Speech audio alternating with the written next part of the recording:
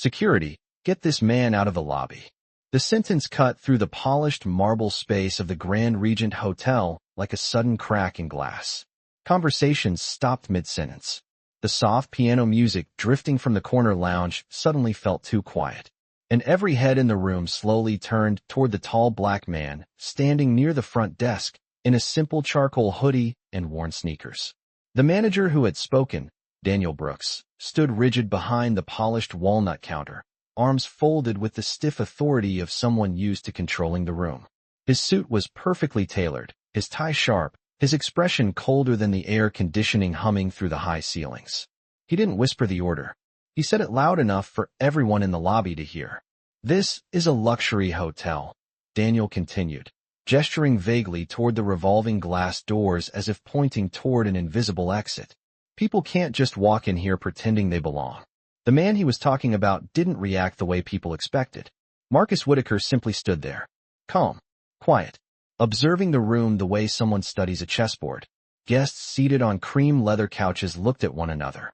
A couple from Denver who had been sipping coffee paused with their cups halfway to their lips. A businessman near the elevators slowly lowered his laptop bag. Even the concierge, halfway through explaining restaurant reservations to a family visiting from Chicago, stopped speaking and glanced toward the desk, because the scene unfolding in front of them felt strange. Not loud, not chaotic, just tense in a way that made the entire lobby feel smaller. Marcus Whitaker did not argue. He didn't raise his voice. He didn't even step closer to the desk. Instead, he tilted his head slightly, like a man trying to understand how a conversation had taken such a sudden turn. The polished floors reflected the massive chandelier above him, scattering soft golden light across the room. Outside the tall windows facing Madison Avenue, traffic rolled by in the late afternoon glow of New York City.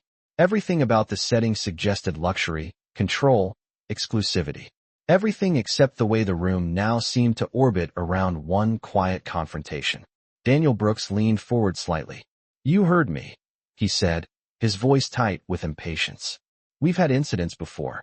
People trying to scam their way into guest areas. So, let's save everyone time." He snapped his fingers once toward the security desk near the elevators. The movement was small, but it carried weight. Two uniformed staff members glanced up from their monitors. They didn't move immediately. Not yet, because the man standing in the center of the lobby still hadn't said a word. Marcus finally looked at Daniel directly. His eyes were steady, thoughtful, almost curious. "You believe I don't belong here," Marcus said. His voice wasn't loud, but it carried easily through the open space. Daniel gave a short laugh that sounded more defensive than amused. "It's not about belief," he replied quickly. "It's about experience. We know how these things go." A few guests shifted uncomfortably. Someone lifted a phone slightly, the camera lens catching the reflection of the chandelier. At the far end of the counter, a young front desk trainee named Tara Mitchell froze with her hands resting on a keyboard. She had been processing a reservation when the confrontation started. Her eyes flicked between Marcus and the computer screen in front of her, because something didn't match what the manager was saying. She had seen the name earlier that afternoon. She was almost sure of it. But Daniel Brooks continued speaking before anyone else could interrupt. "Sir, this property runs on a certain standard," he said, emphasizing the word standard as if it explained everything. "And if someone doesn't have a confirmed reservation, they're not allowed to wander through guest areas." Marcus glanced briefly around the lobby. The walls were lined with modern art pieces that cost more than most cars. The scent of fresh orchids drifted from a massive arrangement near the entrance. Every detail had been designed to signal prestige. And yet the room now felt like a stage where something quietly important was unfolding. "You're confident I don't have a reservation?" Marcus said. Daniel gestured toward the front desk computers. "If you did, it would be in the system." At that moment Tara shifted slightly. Her fingers hovered over the keyboard. She remembered typing the name earlier while preparing VIP arrivals. She remembered seeing a note beside it. Executive-level access. Owner override. But before she could say anything, Daniel continued, his voice rising just enough to sound certain. "People try this all the time. Walk into a place like this and assume if they act confident enough no one will question it." Marcus listened without interrupting. His posture remained relaxed, almost patient. A man standing near the elevators whispered to his wife, "This doesn't feel right." Another guest quietly opened his camera app. The tension in the room was no longer subtle. It was visible in the way conversations had completely stopped, in the way every set of eyes moved between the manager behind the desk and the man he had just ordered out. Daniel Brooks exhaled sharply as if tired of explaining himself. "Look," he said, pointing toward the door again. "We're not going to make this complicated. You can leave now, and nobody needs to escalate this situation." For a moment Marcus said nothing. The silence stretched long enough that even Daniel shifted slightly. Then Marcus slowly reached into his pocket. Not aggressively, not dramatically, just a simple motion that drew everyone's attention at once. When he pulled out his phone, several guests leaned forward slightly. Daniel frowned. "If you're calling someone to try to confirm a reservation, it won't change anything," he said quickly. Marcus glanced at the screen for a second. His expression didn't change. He tapped one number. Then he lifted the phone calmly to his ear. "Angela," he said after a moment, his tone steady and professional. "I need you to start executive verification on the Grand Regent property." The words were simple, but the effect in the room was immediate. Tara's eyes widened slightly, because she recognized the phrasing. It wasn't something normal guests said. Daniel frowned again, this time with a hint of confusion creeping into his expression. "Executive verification?" he repeated skeptically. Marcus ended the call and lowered the phone. He looked around the lobby again, taking in the guests who were now openly watching the exchange. The phone's recording. The curious silence. The nervous energy building behind the desk. Then he looked back at Daniel Brooks. "You might want to check your system again," Marcus said quietly. Daniel opened his mouth to respond, ready with another confident dismissal. But at that exact moment the front desk computers made a sharp alert sound. Tara's monitor flashed first. Then another screen lit up beside her.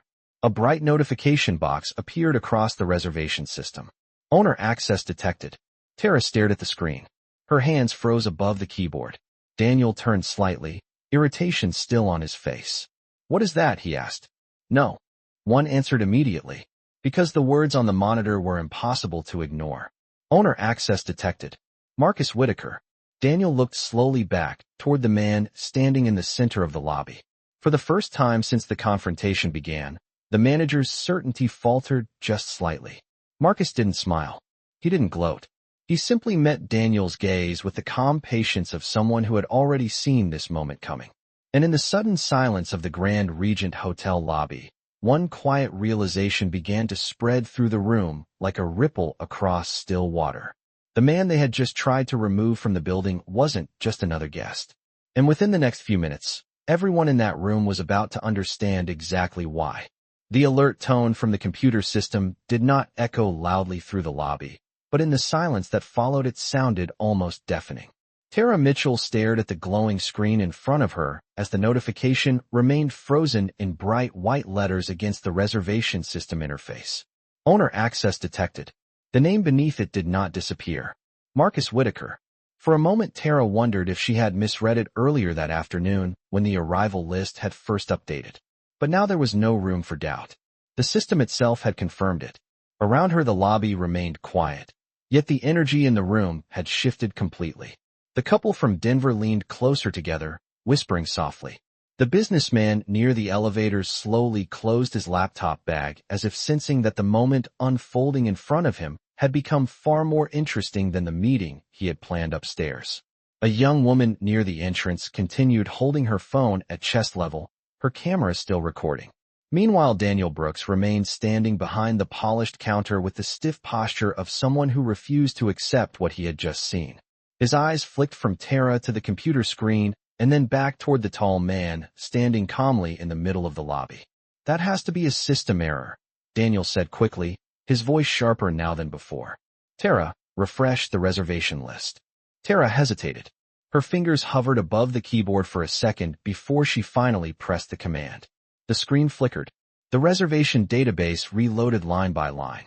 When the list settled again, the notification reappeared. Exactly as it had before. "Owner access detected. Marcus Whitaker." Tara swallowed quietly. Daniel's jaw tightened. He leaned closer to the monitor as though the act of physically examining the screen might somehow change the result. "Look again," he muttered under his breath. Maybe the system pulled the wrong profile. But Tara had already opened the full guest record. Her eyes moved quickly across the details displayed in front of her. Executive-level authorization, corporate ownership credentials, direct administrative access to the property management system.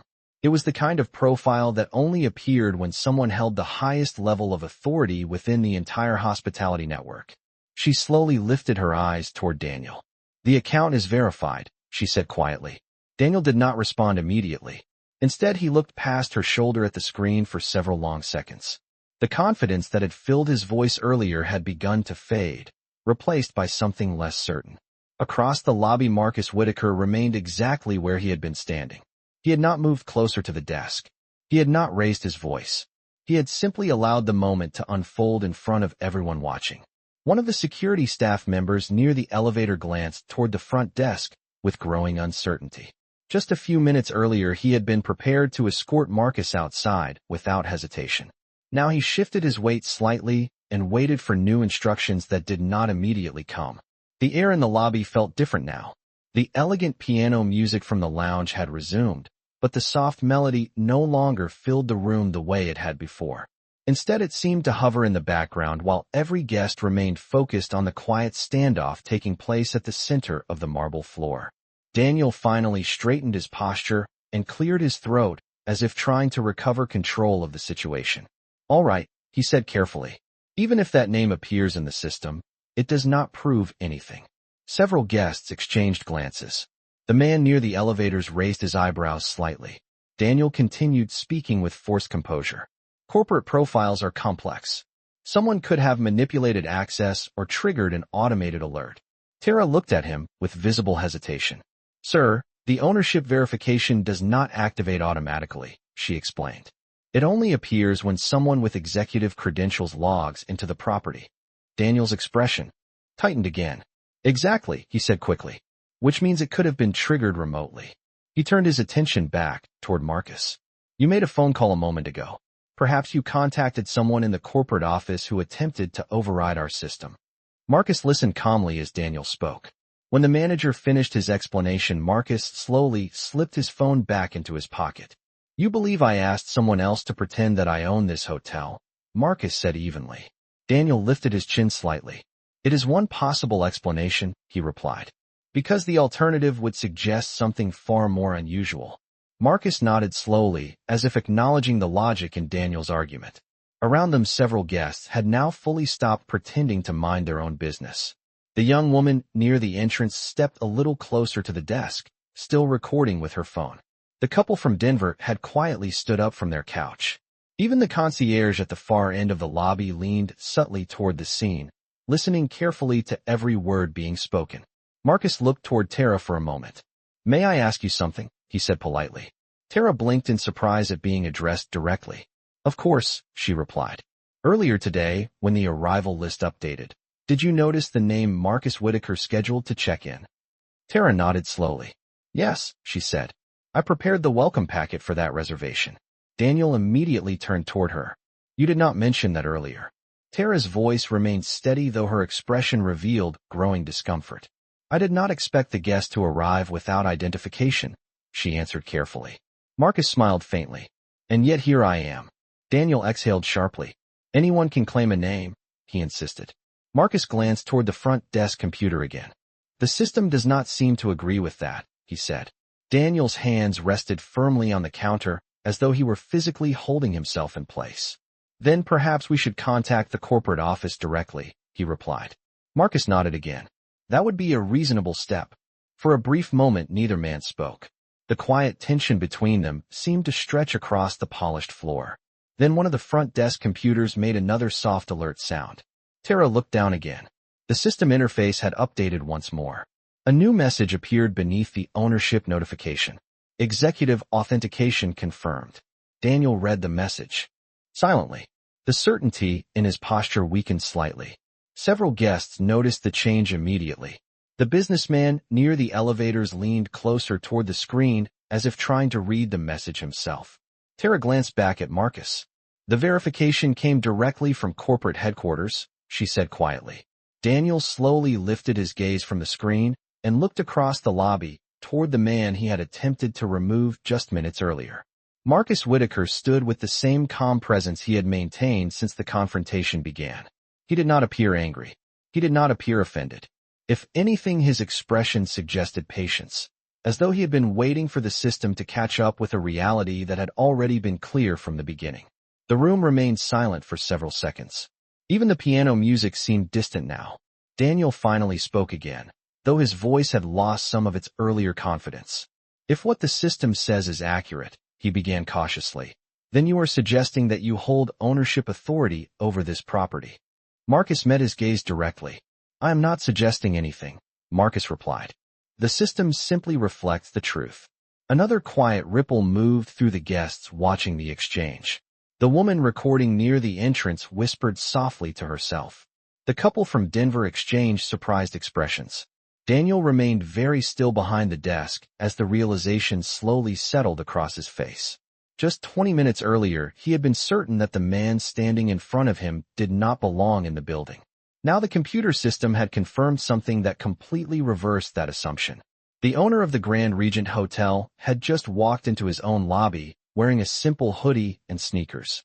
And the manager who had tried to remove him was only now beginning to understand exactly what that meant. The words hung in the air like a quiet thunderclap that had not yet finished echoing. For several seconds nobody in the Grand Regent lobby spoke. The glowing message on the computer screen continued to display the same confirmation that had changed everything. Executive authentication confirmed. Owner access granted. Tara Mitchell kept her hands lightly resting on the keyboard, afraid that touching anything else might somehow make the message disappear. But it did not disappear. The system remained exactly the same. Across the polished marble floor, Marcus Whitaker stood calmly beneath the chandelier light, watching the reactions ripple through the room one person at a time. The couple from Denver exchanged stunned expressions. The businessman near the elevators quietly adjusted his glasses and leaned forward a little closer.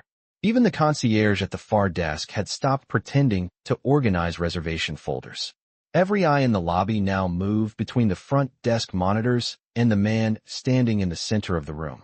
Daniel Brooks felt the shift before he fully understood it. Authority in a place like the Grand Regent usually moved in one direction, downward. Managers issued instructions. Staff followed them. Guests rarely questioned the process. But the quiet weight of the moment had reversed that structure in a way Daniel had never experienced before. Now it felt as though the room itself was watching him, waiting, evaluating. Daniel straightened his posture slightly, as if trying to reclaim some piece of the control he had possessed earlier. "All right," he said slowly, his voice careful now rather than sharp. "If the system confirms executive verification, then there must be an explanation that we are not seeing yet." Tara looked at him, uncertain whether she should speak again. The confirmation message was not ambiguous. It was the highest level of authorization the hotel software could display. But Daniel continued speaking before she could respond. "Corporate systems sometimes perform automated tests," he added, "especially when new updates are installed." A quiet murmur moved through the guests standing nearby. The businessman near the elevators shook his head slightly, as if he did not find the explanation convincing. Marcus Whitaker listened to Daniel's reasoning without interrupting. His expression remained composed, thoughtful, almost patient. After a moment, Marcus took a few slow steps closer to the desk. The movement was calm and deliberate, not confrontational. Yet the simple act of him approaching the counter seemed to draw even more attention from the people watching. Tara noticed the reflection of his shoes in the polished marble floor as he walked. She also noticed something else that made her stomach tighten slightly. The quiet confidence in his posture suggested he had never doubted the outcome of this moment. Marcus stopped a few feet from the desk. "Daniel," he said calmly. The manager blinked slightly. It took him a second to realize that Marcus had used his name without being introduced. "Yes," Daniel replied cautiously. Marcus tilted, his head slightly toward the monitor. "You have worked here for how long?" Daniel hesitated. "Almost 6 years," he answered. "Then you know the system well?" Marcus continued. "You know that ownership verification cannot be triggered by accident." Daniel did not respond immediately. Instead, he looked back at the computer screen again, as if hoping that a new message might appear that would restore his earlier certainty. But the notification remained unchanged. "Marcus Whitaker, owner-level authorization." Tara watched the exchange carefully. The tension between the two men was not loud. There was no raised voice or angry gesture. Yet the silence between each sentence carried a pressure that made everyone in the room listen more closely.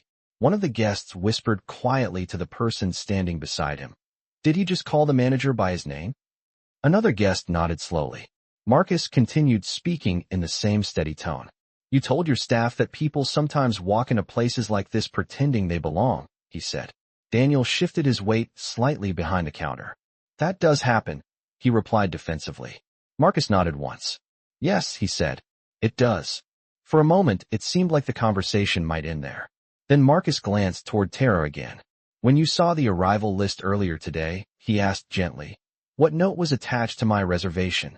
Tara swallowed quietly before answering. "Executive-level arrival," she said. "Owner presence notification." Several people in the lobby reacted to that phrase immediately. The businessman near the elevators whispered a quiet, "Wow," under his breath.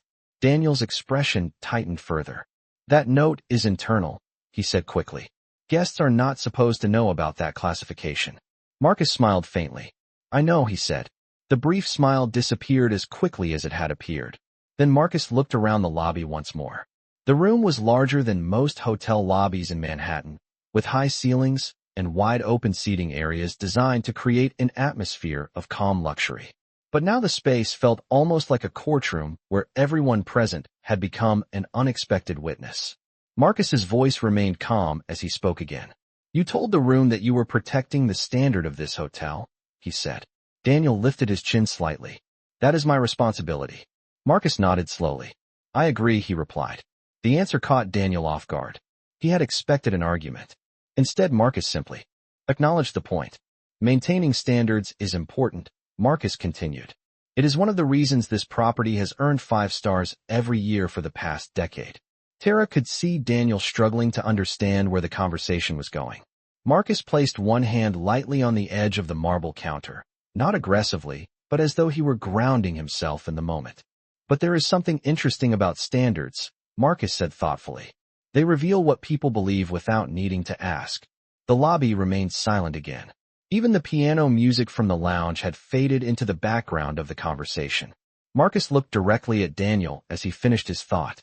"You believe that someone dressed like me could not possibly belong here," he said. Daniel opened his mouth to respond, but no words came immediately. Across the room, the young woman recording with her phone adjusted her position slightly to capture a clearer view. Tara noticed several other guests beginning to lift their phones as well. The moment had become too unusual not to document. Daniel finally spoke again, though his voice carried less certainty than before. "I made a judgment based on what I saw," he said carefully. Marcus nodded once more. "Exactly," he replied. The simple agreement seemed to land heavier than any accusation could have. Tara looked back at the computer screen and then toward Marcus. In her mind, she replayed the first moment he had walked into the lobby. He had not demanded attention. He had not announced his position. He had simply stepped through the revolving doors like any other guest. And the entire situation that followed had begun with a single assumption. Daniel rested both hands on the counter now, his shoulders slightly tense. "If you are who the system says you are," he began cautiously, "then perhaps we should move this conversation somewhere more private." Marcus considered the suggestion for a moment. Then he glanced around the lobby again at the guests who were still watching quietly. "Why would we need privacy?" he asked. Daniel hesitated again. Marcus answered his own question calmly. "Everything that has happened so far took place right here," he said. The truth of that statement settled across the room like a quiet weight. Daniel had challenged Marcus in front of everyone. He had ordered security to remove him in front of everyone. And now the system had revealed the truth in front of everyone as well. Tara noticed that one of the security staff members had stepped slightly farther back toward the elevator wall, clearly uncertain about what his role in the situation was now. Marcus looked at Daniel once more. "You wanted to protect the reputation of this hotel," Marcus said evenly. "Now we have an opportunity to do exactly that." Daniel frowned slightly. "How?" he asked. Marcus's eyes remained steady. "By deciding what happens next," he replied. The lobby fell silent again as the meaning of those words slowly spread through the room. Because everyone standing there understood that the next decision would not belong to the manager anymore.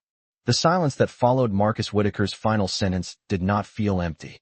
It felt heavy, deliberate, like the moment just before a courtroom verdict is spoken. The marble lobby of the Grand Regent remained frozen in place. Guests who had arrived expecting nothing more than a comfortable evening check-in now found themselves standing inside a moment none of them would forget. Daniel Brooks stood behind the front desk with both hands resting against the polished stone surface, his shoulders stiff as if he were bracing against something he could not yet see. Only a few minutes earlier he had been certain about everything. Certain about the rules. Certain about the authority he held inside the building. Certain about the judgment he had made when a man wearing a simple hoodie walked through the front doors. Now the computer system had quietly erased that certainty, and the room knew it. Marcus Whitaker did not rush the moment. He allowed the silence to stretch naturally, watching as realization slowly moved across the faces around the lobby. A woman standing near the entrance lowered her phone slightly, but did not stop recording.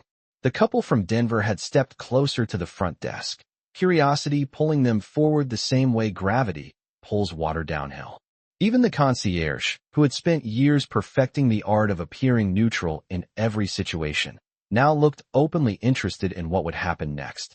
Marcus rested his hands loosely at his sides and studied the room for a moment. The lobby was one of the flagship properties in his company's portfolio. He knew every architectural detail of the building. The marble imported from Italy. The chandelier assembled by hand in Vienna.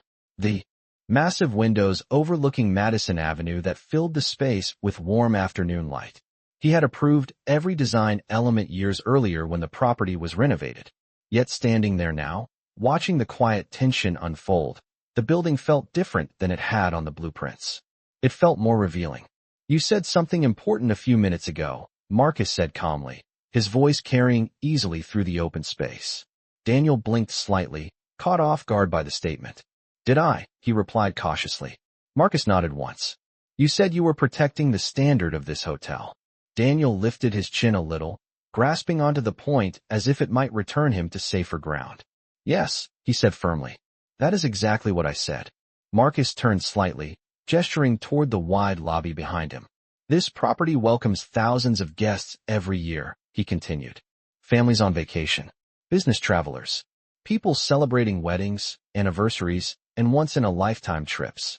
A few guests in the room nodded subtly as they listened. Marcus continued in the same thoughtful tone. "The reason they come here is because they trust what the Grand Regent represents." Daniel crossed his arms now, his voice cautious but defensive. "Exactly," he said.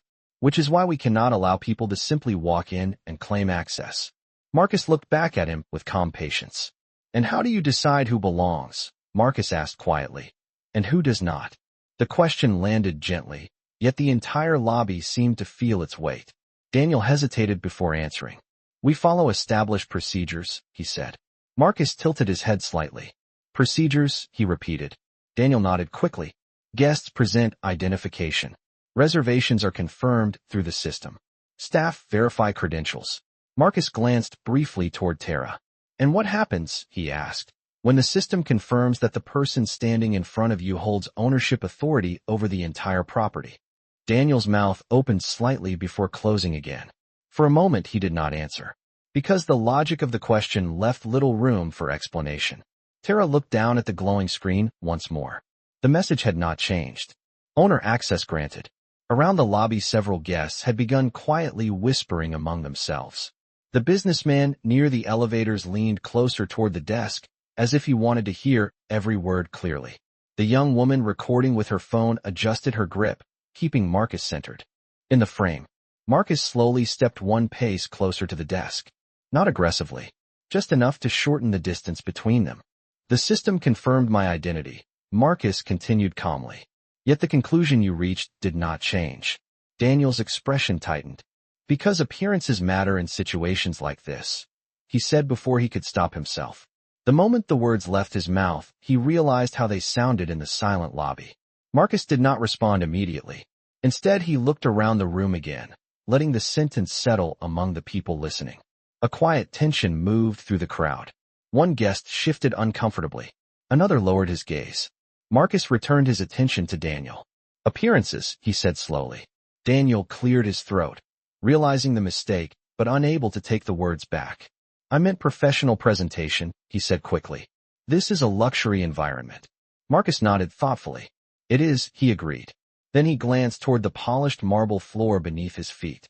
You know something interesting about luxury hotels? Marcus continued. Most people assume they are defined by chandeliers, marble, and expensive artwork. Daniel said nothing. Marcus lifted his gaze again.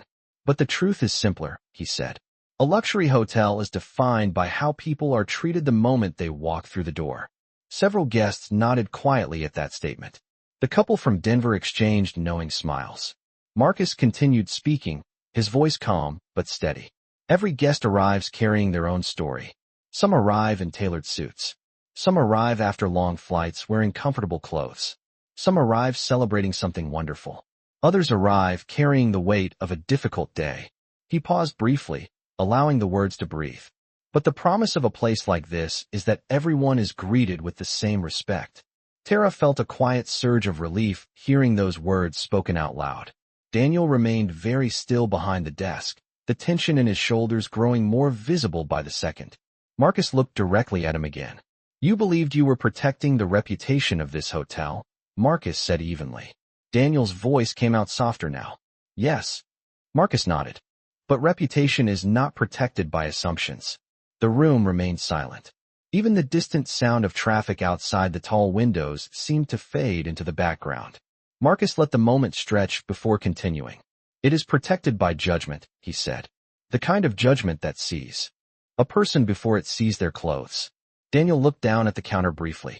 The polished stone surface reflected the overhead light like a mirror, leaving him staring at his own uncertain expression.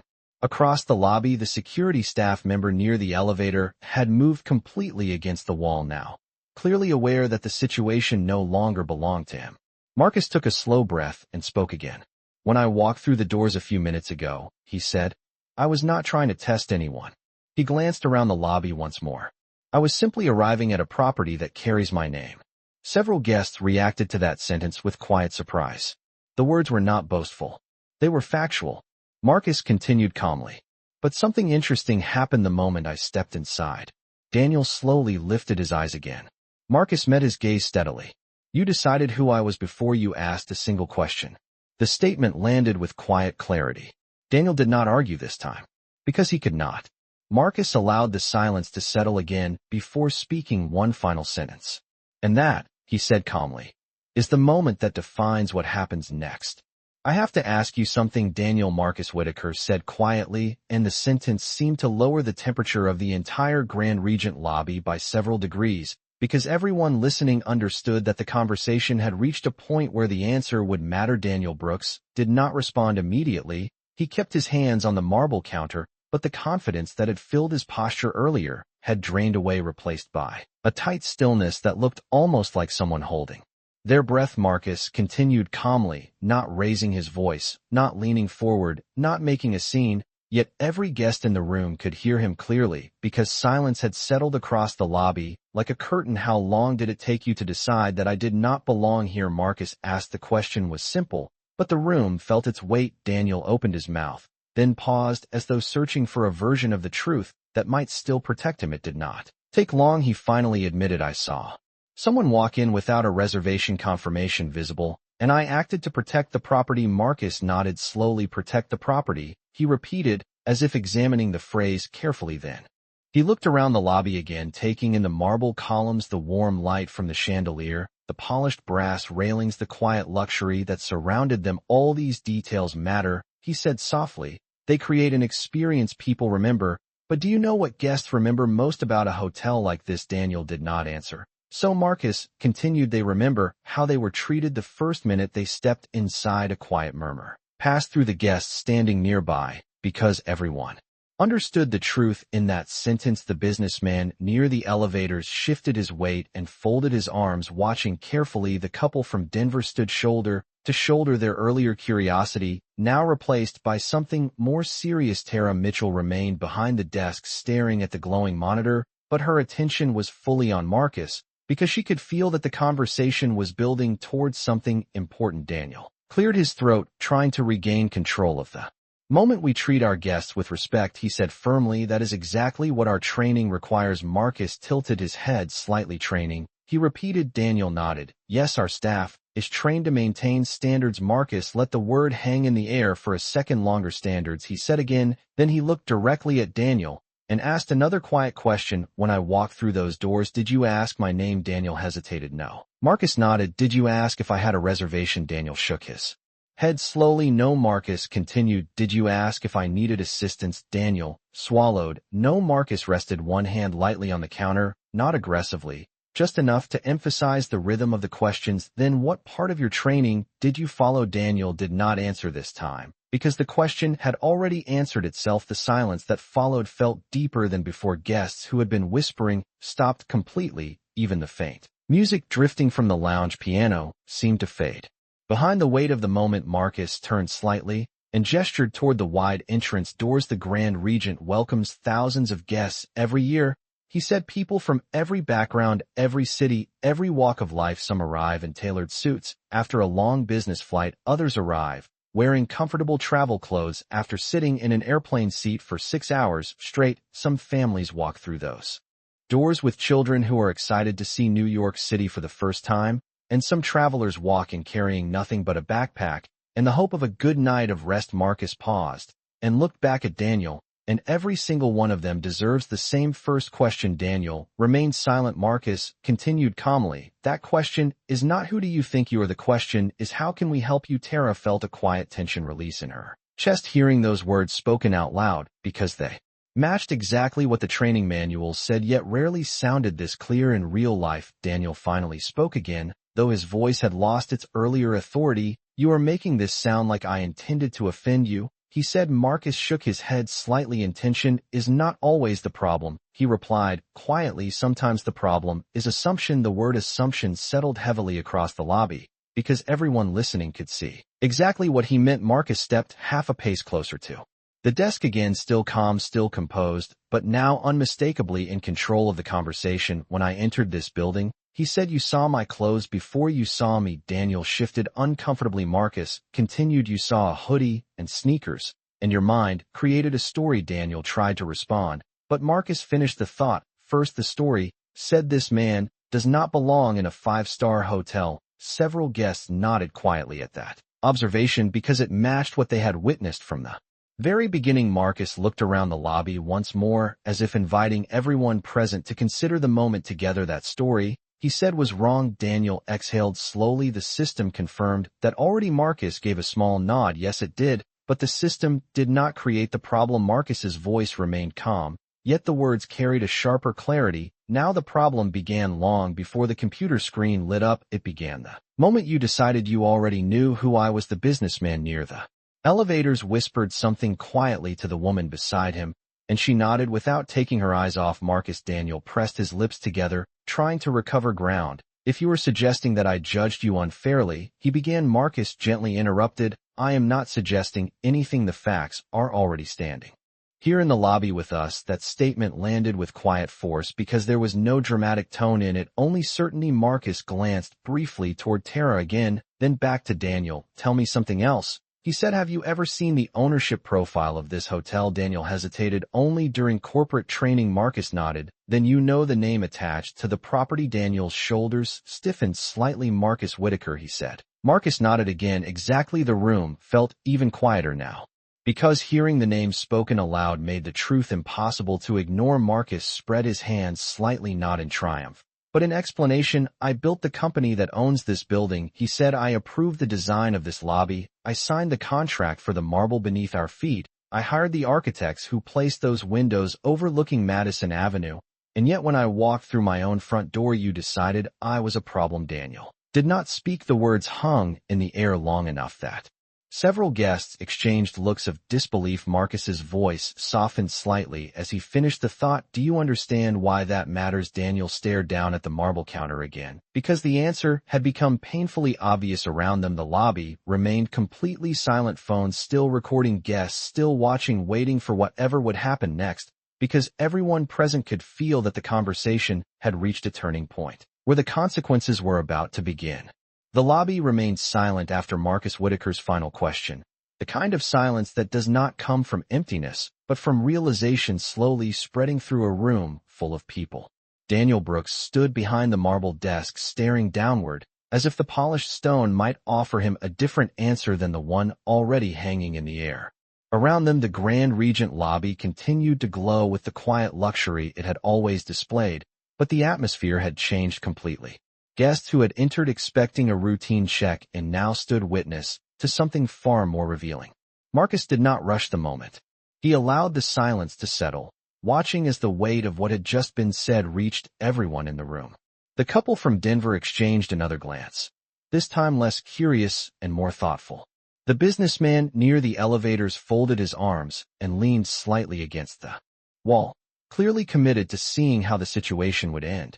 Even the concierge at the far end of the lobby stood still with a folder in his hand, listening closely. Marcus finally spoke again, his tone calm and steady. "Daniel," he said quietly, "I want you to understand something clearly. This conversation is not about me." Daniel lifted his head slowly, uncertainty crossing his face. Marcus continued before he could respond. "It would be very easy for this moment to become personal," Marcus said. "It would be easy for this to turn into a story about a manager who embarrassed himself in front of a lobby full of guests. But that is not the real problem." Daniel remained silent, unsure whether he should speak. Marcus looked around the room again, acknowledging the people who had become quiet witnesses to the entire exchange. "The real problem," Marcus continued, "is what this moment says about the culture inside this building." Tara Mitchell felt those words immediately. She had only been working at the Grand Regent for 3 months, but she had already noticed the quiet hierarchy that shaped the behavior of the staff. Some guests were welcomed warmly the moment they arrived. Others were treated with polite distance until their credit cards were confirmed or their reservations verified. She had never thought about it deeply before, but standing there now she realized exactly what Marcus meant. Daniel cleared his throat. "With respect, sir," he said carefully, "our culture is based on professionalism and guest satisfaction." Marcus nodded slowly. "That is what the manuals say," he replied. "But culture is not defined by manuals. It is defined by decisions made in moments like this one." The words hung in the air as several guests nodded quietly. Marcus continued speaking with the same controlled calm that had defined every sentence he had spoken since walking through the doors.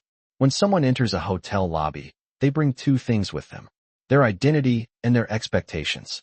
The staff cannot see the first one immediately, Marcus said, but they can decide whether to respect the second one.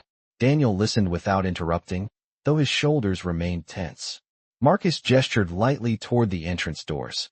"When I stepped inside a few minutes ago, I was not carrying a suitcase. I was not wearing a suit. I was not accompanied by an assistant or security." Marcus paused briefly. "But I was still a guest." The statement seemed to echo through the room. Even the faint sound of traffic from Madison Avenue felt distant compared to the quiet intensity of the conversation. Marcus looked directly at Daniel again. "A guest deserves a question before a conclusion," he said. Daniel's voice came out lower this time. "I see that now." Marcus studied him carefully for a moment. "Seeing it now is important," Marcus replied. "But understanding why it matters is even more important." He turned slightly, glancing toward Tara again. "When Tara saw the reservation list earlier today," Marcus said, "she saw the name Marcus Whitaker and prepared the welcome packet for the owner of this property." Tara nodded quietly, still standing behind the computer. Marcus looked back at Daniel. "But when you saw Marcus Whitaker standing in the lobby, you saw something different." Daniel did not deny it. Marcus continued gently. "You saw someone who did not match the picture in your mind." That sentence lingered longer than the others because everyone in the room understood the meaning beneath it. The businessman near the elevators shifted slightly and shook his head under his breath. Marcus spoke again after a moment. "There is a reason I visit properties like this without announcing myself," he said. Daniel looked up with a hint of surprise. "You planned this?" he asked quietly. Marcus shook his head. "No. I planned to observe," Marcus said. "What happened after that was not a plan. It was a reflection." The room felt even quieter after that word. Reflection. Marcus rested his hand lightly against the marble counter again. "The Grand Regent is known as one of the finest hotels in New York City," he continued. "Guests come here because they expect to be treated with dignity the moment they walk inside. That reputation did not happen by accident. It was built by thousands of small decisions made by people who understood the responsibility of hospitality." Daniel listened closely now, the earlier defensiveness in his posture beginning to fade. Marcus continued calmly. Hospitality is not about identifying the most important guest in the room. It is about making sure no guest feels unimportant. The sentence drew quiet agreement from several people nearby. The woman recording with her phone whispered something to herself and nodded slowly. Marcus turned his attention back to Daniel. When you ordered security to escort me out of the lobby, Marcus said, you believed you were protecting the reputation of this hotel. Daniel lowered his eyes slightly. Yes, he admitted. Marcus nodded once. But reputation is not protected by exclusion. It is protected by curiosity. Daniel looked up again, surprised by the phrasing. Marcus explained gently. A curious manager would have asked one simple question before reaching a conclusion. Daniel seemed to know the answer already. How can I help you? He said quietly. Marcus smiled faintly. Exactly. The words hung in the air like a quiet lesson that everyone present had heard clearly. Marcus took a slow breath before continuing. Daniel, this hotel represents more than marble floors and expensive lighting. It represents trust. Guests trust that when they step inside they will be seen as people first, not assumptions. Daniel nodded slowly, the reality of the moment settling fully across his face. Marcus studied him for a second longer before speaking again. The question now is not whether you made a mistake. Everyone makes mistakes. The question is what happens after the mistake becomes visible. The lobby remained completely still as Marcus finished the sentence because everyone present understood that the moment had reached another turning point. Whatever came next would determine whether the Grand Regent truly lived up to the reputation it claimed to protect.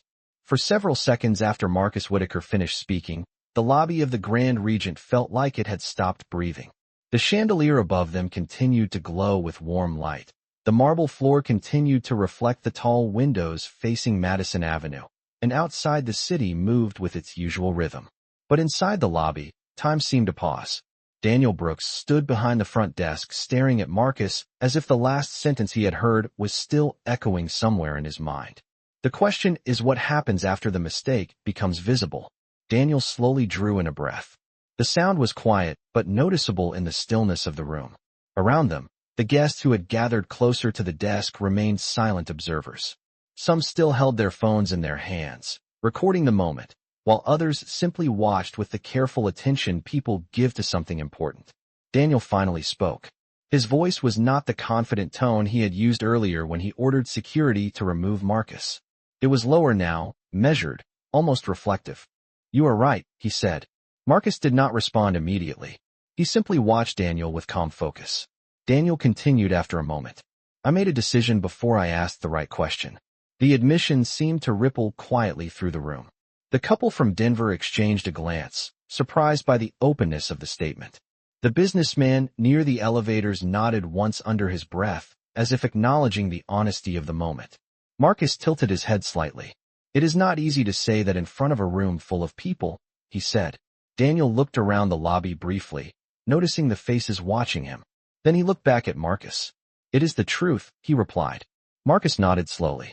Truth is a good place to start. Tara Mitchell stood behind the desk listening carefully.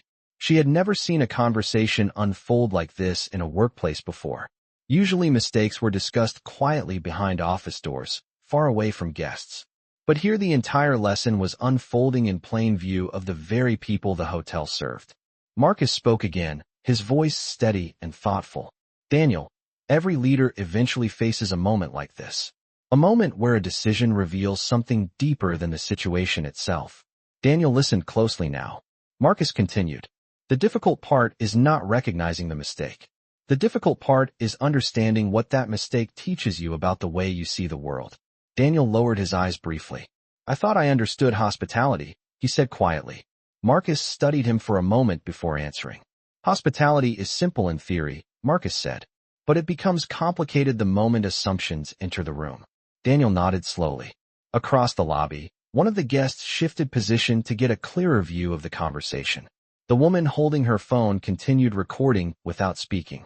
Marcus placed his hand lightly on the marble counter again, the gesture calm and deliberate. Do you remember the first day you worked in a hotel, Daniel? He asked. Daniel looked slightly surprised by the question. After a moment he nodded. Yes. Marcus continued. Someone probably told you something important during your training. Daniel thought for a moment. Then he said quietly, They told us the guest experience begins the moment someone walks through the door. Marcus smiled faintly. Exactly.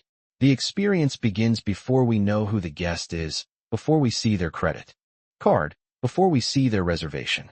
It begins with how we greet them. Tara felt those words settle deeply in her mind. She had heard similar phrases in training sessions, but hearing them spoken in this moment made them feel more real than any instruction manual. Marcus continued speaking in the same calm voice. When someone walks into a hotel lobby, they are stepping into unfamiliar space. They are trusting the people behind the desk to guide them. Daniel nodded slowly. I understand that now. Marcus raised his eyebrows slightly. Now, he repeated. Daniel looked directly at him. Yes.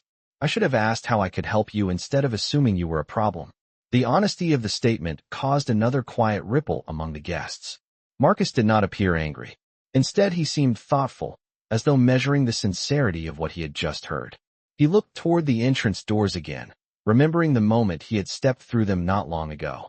I have visited many of the hotels in this company without announcing myself, Marcus said. Sometimes the experience is exactly what we hope it will be. Sometimes it reveals something we need to improve. Daniel listened carefully. And today, Daniel asked quietly, what did it reveal? Marcus paused for a moment before answering. Today it revealed how quickly assumptions can override training. The sentence landed with quiet clarity. Daniel nodded again, accepting the truth of it. Marcus continued. But it also revealed something encouraging. Daniel looked up slightly. What is that? He asked. Marcus glanced briefly toward Tara before answering. It revealed that people are still willing to speak honestly when they recognize a problem. Tara blinked, surprised to realize he was referring to her earlier comment about the reservation list. She felt her face warm slightly, but remained silent. Marcus returned his attention to Daniel. Mistakes are not the end of leadership, he said. Ignoring them is. Daniel exhaled slowly, absorbing the words. Around them the guests remained attentive. No one appeared impatient to leave. Instead, they seemed invested in the outcome of the conversation. Daniel straightened his posture slightly. Then let me correct the mistake, he said quietly. Marcus did not answer immediately. He watched Daniel with the same calm patience he had shown since the moment he walked through the doors. And in that silent pause, everyone in the lobby could feel that the next decision Daniel made would reveal exactly what kind of leader he truly was. Daniel Brooks stood very still behind the marble desk after speaking the words, let me correct the mistake. The sentence lingered in the air as if the entire lobby was waiting to see whether it carried real meaning or whether it was simply a reflex spoken under pressure. Marcus Whitaker did not respond immediately. He watched Daniel with the same calm focus he had maintained since the moment he stepped through the entrance doors. Around them, the Grand Regent lobby remained quiet and attentive. The guests who had slowly gathered closer were no longer pretending to mind their own business. They had become witnesses to something rare in a place defined by polished service and controlled appearances. Daniel straightened his posture slightly. His voice when he spoke again was steady but clearly more careful than before. Mr. Whitaker, he said, I owe you an apology. The words caused a small ripple of movement among the guests. Some people leaned slightly closer to hear every word. Daniel continued speaking without looking away from Marcus. I judged you before I asked a single question. I believed I was protecting the reputation of this hotel, but in reality, I failed to demonstrate the very standard I was trying to defend. Marcus remained silent for a moment, allowing the apology to settle. Tara Mitchell stood behind the computer, watching both men closely. She could see that Daniel was no longer trying to defend his earlier decision. Instead, he appeared to be confronting it directly.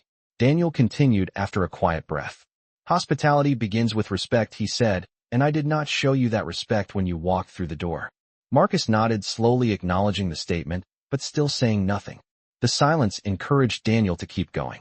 When I saw you enter the lobby, he said, I made an assumption based on what I thought I understood about this environment. I assumed that someone dressed casually could not possibly be the owner of the building standing in front of me. Daniel paused briefly, and then spoke the next sentence more carefully. That assumption was wrong. Several guests exchanged glances as the admission echoed through the lobby. The businessman near the elevators gave a quiet nod of approval. The woman recording with her phone continued holding the camera steady, capturing every word. Daniel looked around the room, briefly noticing the attention focused on him, then returned his gaze to Marcus. This building represents the highest level of hospitality we claim to offer, he said, But hospitality means nothing if the people responsible for delivering it allow assumptions to guide their behavior. Marcus watched him thoughtfully before finally speaking. What you are saying is important, Daniel, he said quietly, but understanding a mistake and correcting it are two different things. Daniel nodded slowly. I understand that, he replied. Then allow me to begin correcting it now. Marcus tilted his head, slightly curious to hear what Daniel would say next. Daniel turned toward Tara. Tara, he said, please finalize Mr. Whitaker's check-in immediately. Tara blinked in surprise, then quickly nodded. Yes, sir, she said as her fingers moved across the keyboard to bring up the reservation profile that had already been verified by the system. Daniel continued speaking before Tara finished typing. Mr. Whitaker, your suite has been prepared on the top floor overlooking Madison Avenue, he said carefully, and the staff will make sure every detail of your stay meets the standard this property was built to represent. Marcus listened quietly. Daniel took a slow breath before continuing. However, that is not enough. Several people in the lobby leaned closer again, sensing the conversation was not finished. Daniel turned slightly toward the guests gathered nearby. The Grand Region exists because people trust us to treat them with dignity the moment they step inside, he said. Today that trust was challenged by my decision. Marcus watched the reaction in the room as Daniel continued. Because of that, I will address this situation directly with the entire staff this evening, Daniel said. Every employee in this building will be reminded that hospitality begins with curiosity, not assumption. Tara paused briefly while typing, hearing the words with quiet relief. Daniel then looked back at Marcus. Mr. Whitaker, I cannot erase the first impression you experienced when you entered this lobby, he said, but I can make sure that every guest who walks through these doors from this moment forward is greeted with the respect they deserve. Marcus studied him carefully. The room remained silent, as if everyone present understood that this response mattered. After a few seconds, Marcus finally spoke again. Daniel, when you said you wanted to correct the mistake, I wanted to hear what that meant to you, he said calmly. Daniel nodded once. It means accountability, he replied. Marcus looked around the lobby slowly. The guests were still watching quietly. The phones were still recording. The entire moment had unfolded in front of witnesses who would carry the story long after they left the building. Marcus turned his attention back to Daniel. Accountability is an important word, he said, but it only matters when it changes behavior. Daniel nodded again. That is exactly what I intend to do. Marcus remained thoughtful for a moment before continuing. Earlier you said appearances matter in a place like this, he reminded him. Daniel lowered his eyes slightly, remembering the sentence. Yes, I said that. Marcus nodded. But the appearance that matters most in hospitality is not clothing or status. It is the appearance of integrity. The sentence settled across the lobby with quiet power. Daniel absorbed the words without interruption. Marcus then glanced briefly toward Tara, who had finished updating the reservation. Tara looked up from the computer. Mr. Whitaker, your suite is confirmed, she said softly. Marcus smiled faintly at her professionalism. Thank you, Tara, he replied. Then he returned his gaze to Daniel. One moment can reveal a great deal about a person, Marcus said calmly, but what matters more is how they respond once the truth becomes clear. Daniel met his eyes. That is what I am trying to do now, he said. Marcus nodded slowly. The tension in the room eased slightly, but the importance of the moment remained. The guests who had gathered near the desk continued watching with interest because they understood that this exchange had become something larger than a simple hotel check-in. It had become a lesson unfolding in real time about respect, leadership, and the consequences of assumptions. Marcus finally extended his hand across the marble counter. Daniel looked at it for a second before shaking it. The gesture was simple, but it carried the quiet recognition that the moment had moved from confrontation to accountability. Around them, the lobby slowly began to breathe again. Conversations resumed softly, and a few guests lowered their phones.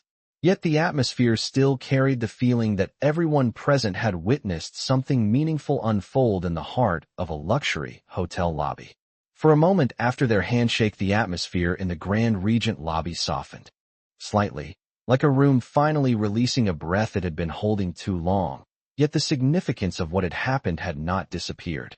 Guests who had gathered near the front desk did not rush away. Instead, many of them remained where they were, quietly absorbing the conversation they had just witnessed. Marcus Whitaker withdrew his hand and glanced briefly around the space he had helped design years earlier. The marble floor reflected the warm light of the chandelier, The tall windows still framed the steady movement of Madison Avenue traffic, and the quiet elegance of the lobby remained exactly as it had been when he entered. Yet the meaning of the space felt different now, as though the building itself had participated in the lesson that had just unfolded. Daniel Brooks remained behind the desk, but his posture had changed. The tension that once filled his shoulders had softened into something closer to humility. Tara Mitchell finished printing the welcome folder and key packet for the suite and placed them carefully on the counter before Marcus. "Mr. Whitaker, your suite access is ready," she said respectfully. Marcus nodded in appreciation. "Thank you, Tara," he replied. He picked up the key folder, but did not open it immediately. Instead, he looked once more toward the guests who had witnessed the entire exchange. Some of them offered small nods of respect. The businessman near the elevators gave a quiet clap once, not loudly enough to disrupt the calm environment, but clearly meant as recognition. A few others followed with soft applause that echoed briefly through the lobby before fading again into polite silence. Marcus acknowledged them with a simple nod. "Moments like this are rare," he said, calmly addressing the room without raising his voice. "Most of the time the lessons that shape a company happen behind closed doors. Today it happened in front of all of you." The guests listened attentively. Marcus continued in the same measured tone. "Hospitality is an industry built on trust. People walk into places like this believing they will be welcomed without judgment. When that trust is broken, even briefly, it matters." Daniel listened carefully to every word. Marcus glanced back at him. "But when someone is willing to confront a mistake honestly, it also matters," he said. Daniel nodded, quietly accepting the statement without interruption. Marcus turned his attention back toward the guests again. "The Grand Regent was built to represent the highest standard of service in this city," he said. "That standard is not measured only by architecture or design. It is measured by the respect shown to every person who walks through the doors." The couple from Denver exchanged appreciative smiles while listening. Marcus continued calmly. "Today was a reminder that even strong institutions must constantly examine themselves." Daniel stepped slightly forward behind the desk, then spoke carefully. "Mr. Whitaker, if I may say something." Marcus nodded. "Of course." Daniel looked around the lobby before speaking. "To everyone who witnessed what happened earlier," he said, "I want you to know that the responsibility for the situation belongs entirely to me." The words carried across the lobby with surprising clarity. The guests remained silent as he continued. "Leadership in hospitality means creating an environment where every guest feels welcome the moment they arrive. Today I failed to do that." Marcus watched him with thoughtful attention. Daniel continued speaking without hesitation. "I allowed an assumption to influence my judgment, and that is not consistent with the values this hotel claims to represent." The honesty of the statement drew several nods from the guests still gathered nearby. Daniel looked toward Marcus again. "Mr. Whitaker, you built a company based on the idea that hospitality should be equal for everyone," he said. "Today I was reminded how important that idea truly is." Marcus considered his words carefully before responding. "Daniel, every organization experiences moments that reveal its character," he said. "The important question is whether those moments lead to improvement." Daniel nodded. "They will," he replied. Marcus glanced briefly toward Tara again. "Tara, earlier you recognized the reservation record before anyone else did," he said. Tara looked slightly surprised to be addressed again. "Yes, sir," she answered softly. Marcus smiled faintly. "You trusted what the system showed, even when others doubted it. That kind of attention to detail is important in hospitality." Tara felt a quiet sense of pride, but simply nodded respectfully. "Thank you, sir." Marcus then looked back at Daniel. "Leadership does not mean never making mistakes," he said calmly. "It means making sure the mistake becomes the last one of its kind." Daniel absorbed the statement with a thoughtful expression. "It will be," he said. The guests nearby slowly began returning to their own activities, but many of them still lingered long enough to hear the rest of the conversation. Marcus opened the welcome folder Tara had prepared and glanced briefly at the room assignment. The top-floor suite overlooked the entire skyline of Midtown Manhattan. He closed the folder again and rested it lightly on the counter. "Daniel," he said quietly. "Yes, sir," Daniel replied. "Earlier you asked if this conversation should happen in private." Daniel nodded, remembering the moment. Marcus continued calmly. "I believe transparency is important, especially in an industry built on trust." Daniel understood the meaning immediately. "I agree," he said. Marcus looked around the lobby one more time. The environment had returned to its usual calm rhythm, but the atmosphere carried a subtle sense of reflection. Guests who had not witnessed the earlier conversation moved through the space unaware of what had taken place only minutes before. Yet those who had been present understood that something meaningful had occurred. Marcus finally picked up the key folder again. "I think the Grand Regent will continue to represent the standard it was designed for," he said calmly. Daniel nodded with quiet determination. "It will, sir." Marcus turned slightly toward the elevators. Tara pressed the call button for him.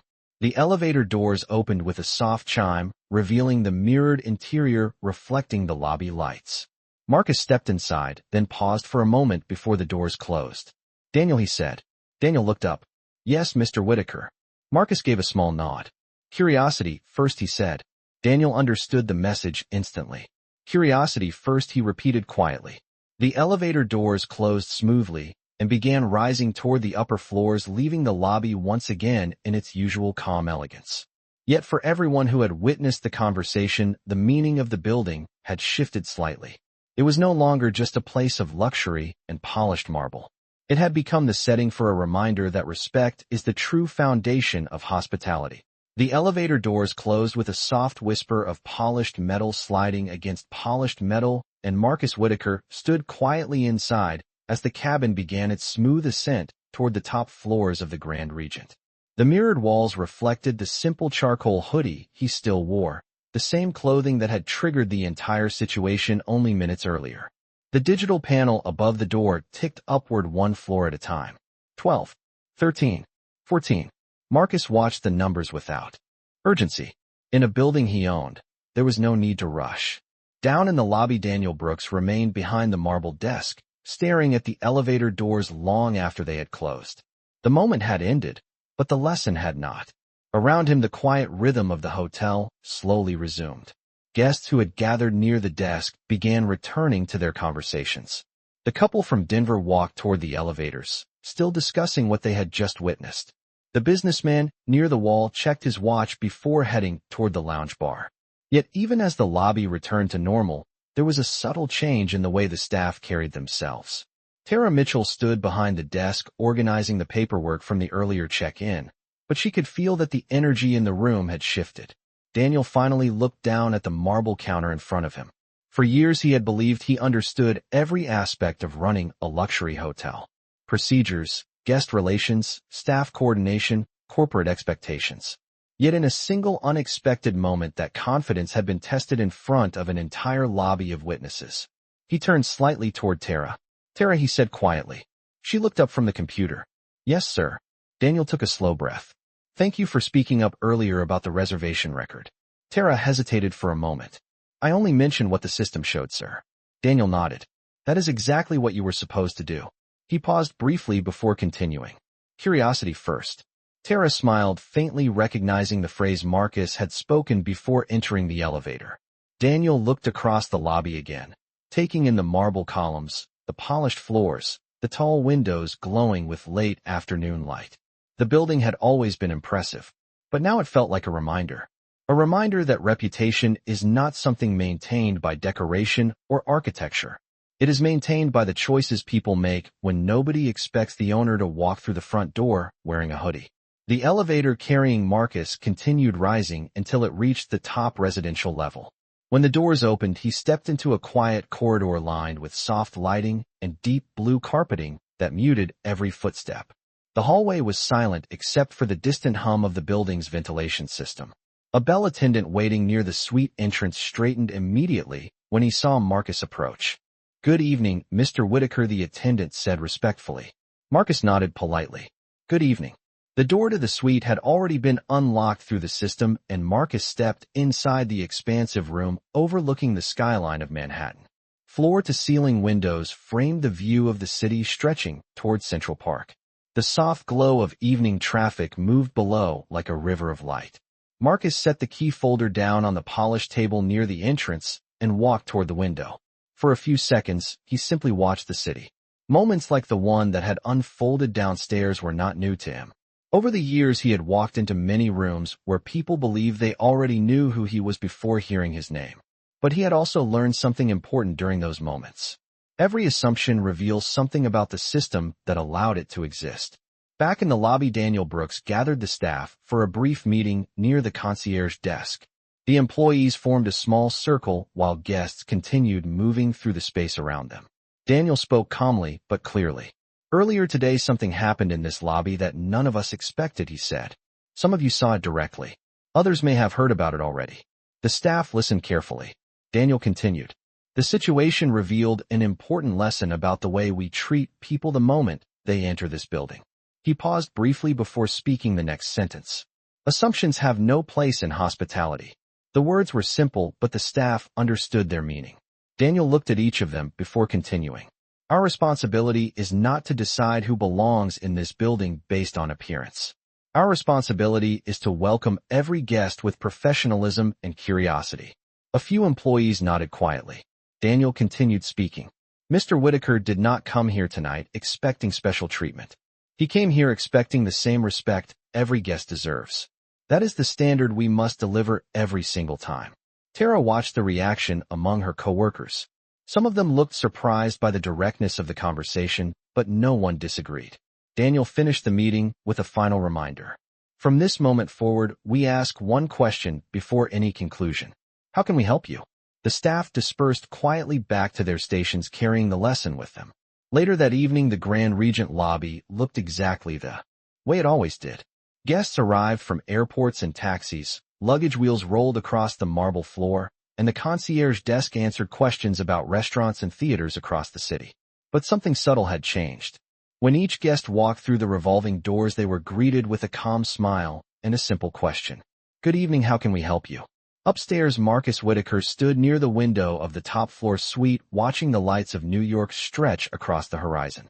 The events of the evening were already settling into memory. Yet he knew the conversation downstairs would travel far beyond this building. Not through headlines or announcements, but through the quiet behavior of every employee who had heard the lesson. A hotel's reputation is built one interaction at a time. And tonight the Grand Regent had been reminded exactly how that reputation begins. The evening deepened over Manhattan as the lights of the city slowly grew brighter beyond the tall glass windows of the top-floor suite. Marcus Whitaker stood quietly near the window of the Grand Regent, looking down at the steady flow of yellow taxis and white headlights threading through the avenues below. From this height, the city looked calm and distant, almost peaceful, yet Marcus knew how many stories were unfolding in those streets at any given moment. New York never paused, and neither did the lessons that shaped the people who built it. Behind him, the suite remained quiet. The soft lighting reflected across polished wood surfaces and deep blue carpets designed to create a sense of calm luxury. Marcus loosened the sleeves of his hoodie slightly and sat down in the chair near the window. He did not turn on the television. He did not open his laptop. Instead, he simply allowed himself a few moments of reflection. Moments like the one that had unfolded in the lobby earlier were never just about a single person or a single decision. They were reflections of something deeper inside an organization. The way people see one another. The assumptions they carry without realizing it. The habits that quietly shape behavior until someone pauses long enough to question them. Down in the lobby, the evening shift had settled into its usual rhythm. Travelers arrived from airports, bell attendants guided guests toward elevators, and the concierge desk answered questions about theater reservations and late-night restaurants. Yet the staff moved with a new awareness that had not been present earlier in the day. The meeting Daniel Brooks had held with the team had not lasted long, but its meaning had traveled quickly. Daniel stood behind the desk reviewing the evening arrival list, while Tara Mitchell assisted a couple who had just entered from the street, carrying luggage and winter coats. "Good evening, welcome to the Grand Regent," Tara said warmly. "How can we help you tonight?" The couple smiled in relief after a long flight. The man explained they had a reservation under the name Peterson. Tara quickly confirmed the booking and handed them their room keys, with a friendly explanation of the hotel amenities. The exchange lasted less than a minute, yet it reflected exactly the principle Marcus had described earlier. Curiosity first. Daniel watched the interaction quietly. Earlier that day, he might have focused only on efficiency. Tonight he noticed something else. The difference in tone. The simple respect built into the first question asked when someone entered the building. After the couple left for the elevators, Daniel leaned slightly toward Tara. That was exactly how it should sound, he said quietly. Tara smiled politely. Thank you, sir. Daniel nodded once before returning to the reservation screen. The lesson Marcus Whitaker had delivered in the lobby had been calm, almost gentle, yet its effect had reached every employee who had heard it. In hospitality, the smallest moments define the entire experience. A greeting, a question, a moment of patience instead of judgment. Upstairs, Marcus stood again and walked toward the window. The skyline had grown brighter now as office towers and apartment buildings illuminated the evening sky. Somewhere far below, another taxi pulled up to the entrance of the Grand Regent, and another guest stepped through the revolving doors. Marcus could almost imagine the moment happening in real time. The pause as the guest looked around the lobby for the first time. The quiet hope that the place they had chosen would treat them with dignity. He had built his company around that idea years earlier, long before the Grand Regent had even been renovated. When he was younger, he had learned firsthand how quickly people could form conclusions based on appearance alone. Instead of allowing those moments to harden him, he had turned them into motivation. Motivation to build spaces where respect was the starting point instead of an afterthought. Marcus returned to the table and opened the welcome folder Tara had prepared earlier. Inside was a handwritten note welcoming him to the property. The handwriting was careful and professional. Marcus smiled faintly. Tara had taken the time to complete the welcome packet even after the unexpected situation earlier in the lobby. Small gestures like that were what kept an organization strong. Back downstairs, Daniel finished updating the system and stepped briefly away from the desk to speak with the concierge. The conversation was quiet but purposeful. We are scheduling a short training session tomorrow morning, he explained. The concierge nodded, immediately understanding the reason without needing to ask. Daniel continued. Every department should attend. The topic will be guest perception and response. The concierge smiled slightly. That sounds like a useful conversation. Daniel nodded. It is long overdue. The two men exchanged a respectful glance before returning to their stations. Across the lobby, a group of new guests entered the building, pulling rolling suitcases behind them. Tara greeted them with the same welcoming tone she had used earlier. Good evening, welcome to the Grand Regent. How can we help you tonight? The guests smiled gratefully after a long travel day. Daniel watched quietly. The building had not changed.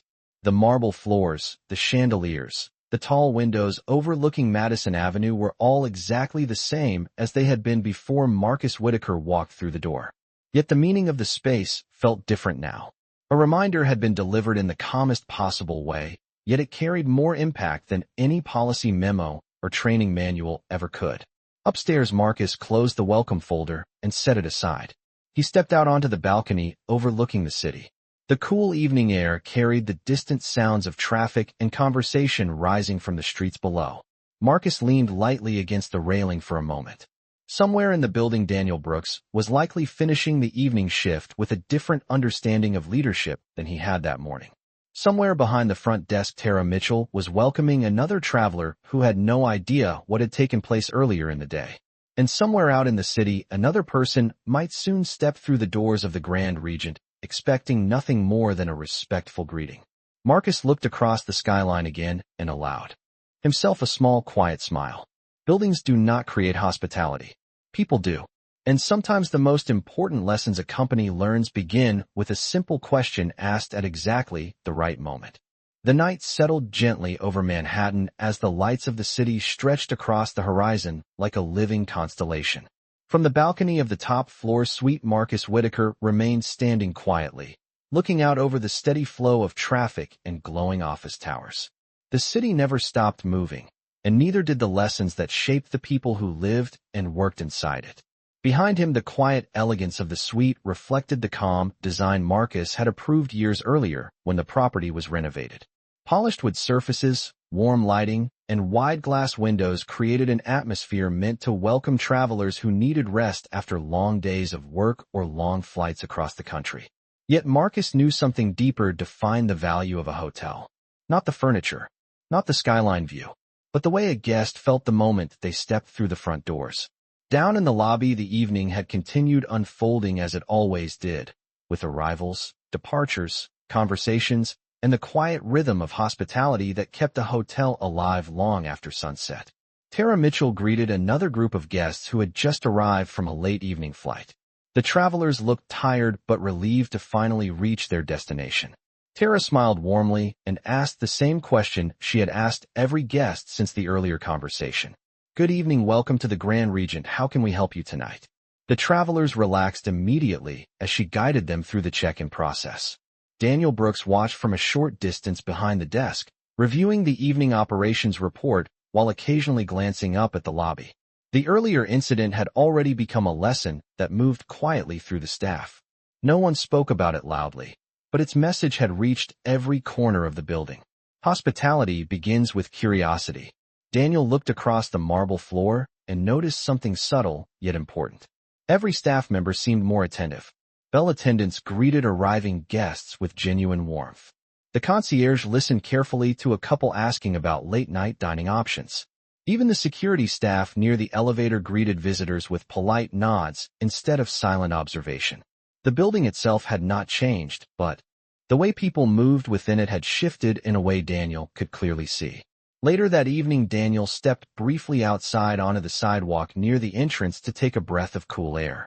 The lights of Madison Avenue reflected off the polished brass of the revolving doors behind him. Yellow taxis passed steadily while pedestrians hurried along the sidewalks carrying shopping bags or heading toward nearby restaurants. Daniel leaned lightly against the stone wall and allowed himself a moment to reflect. Earlier that day, he had believed he understood everything about his role. Years of experience had taught him procedures, expectations, and the precise rhythm required to manage a luxury property. But the conversation in the lobby had revealed something more important than procedure.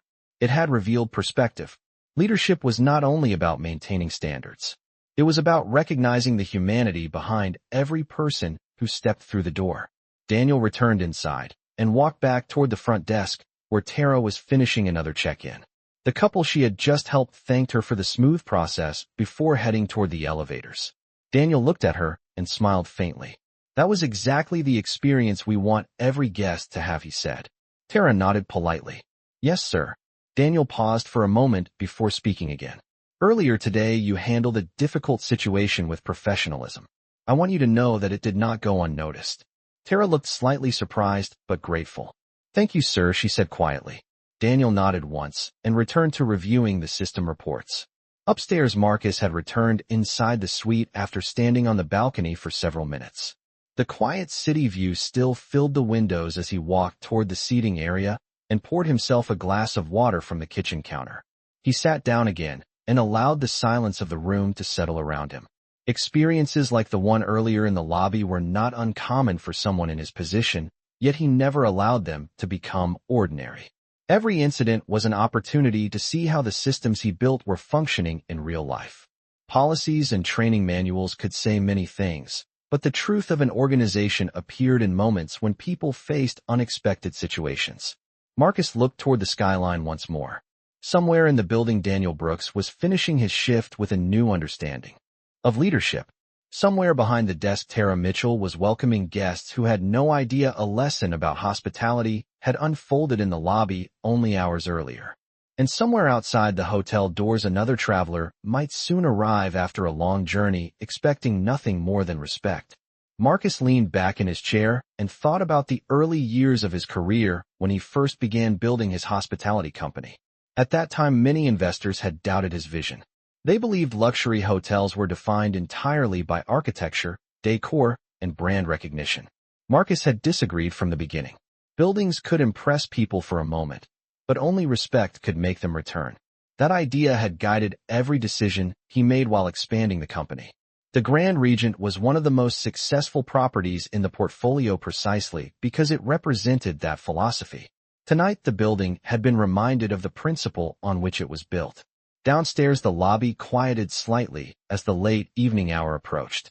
Guests who had checked in earlier were returning from dinners across the city, while others prepared to head out for theater shows or night walks through Central Park. Tara continued greeting each person with the same calm warmth she had shown all evening. Daniel watched the lobby once more before preparing to end his shift. He understood now that the reputation of the Grand Regent was not protected by strict judgment or quick conclusions. It was protected by patience, curiosity, and the willingness to see every person as a guest first. Upstairs, Marcus finished his water and stood again near the window looking out over the bright grid of Manhattan streets stretching into the distance.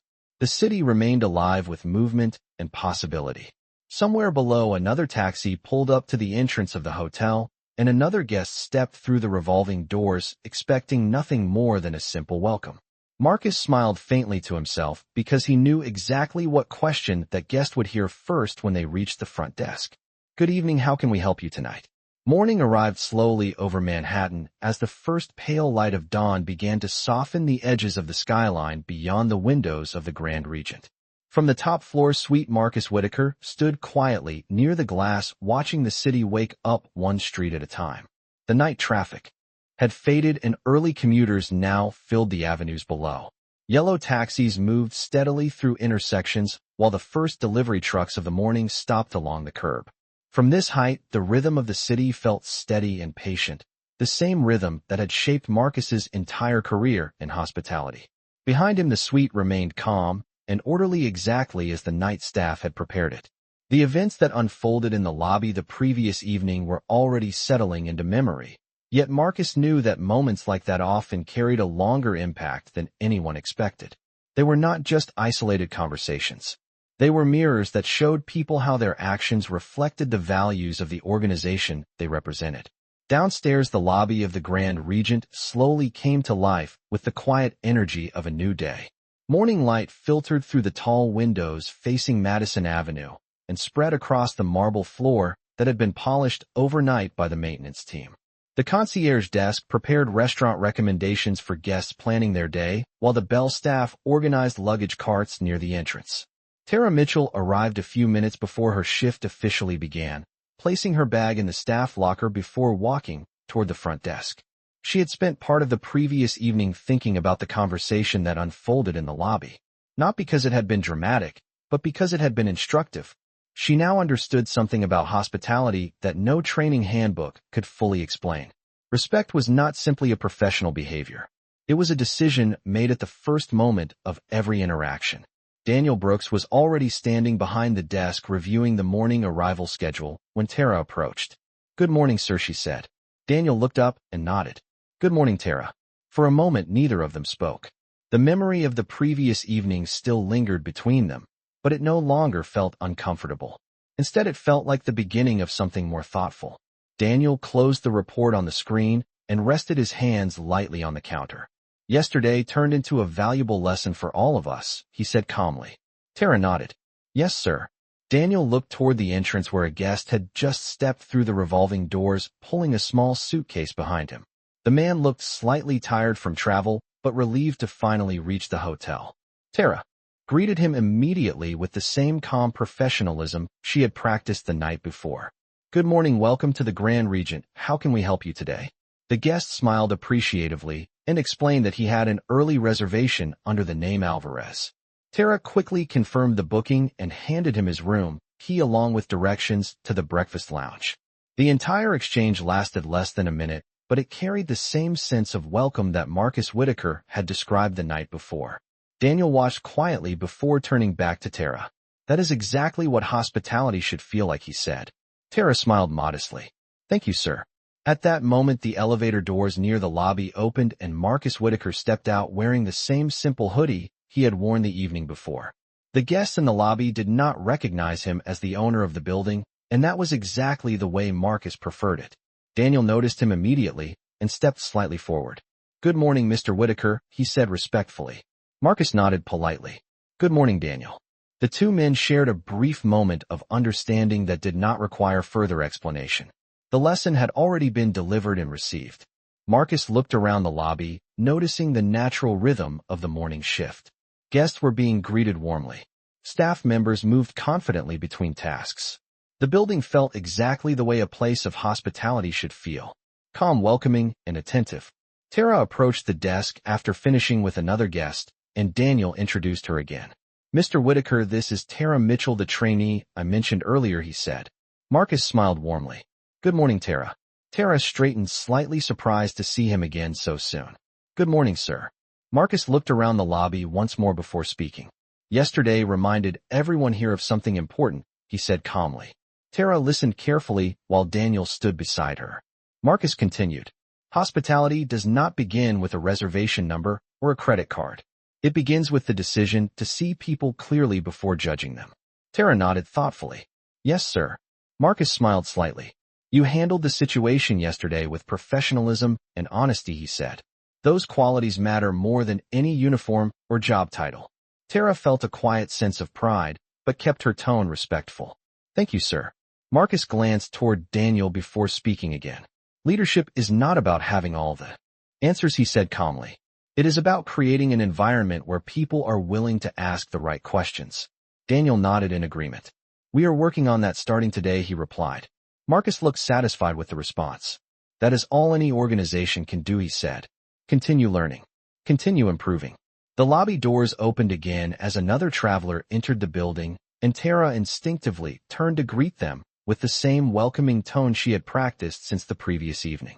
Good morning, welcome to the Grand Regent. How can we help you today? Marcus watched the interaction for a moment before turning back toward the entrance. The city outside was already fully awake, and the steady movement of people along Madison Avenue reflected the endless stories that passed through places like this every day. He paused briefly before stepping through the revolving doors. Daniel called after him politely. Mr. Whitaker. Marcus turned slightly. Yes, Daniel. Daniel spoke calmly, but with quiet sincerity. Thank you for the reminder yesterday. Marcus nodded once.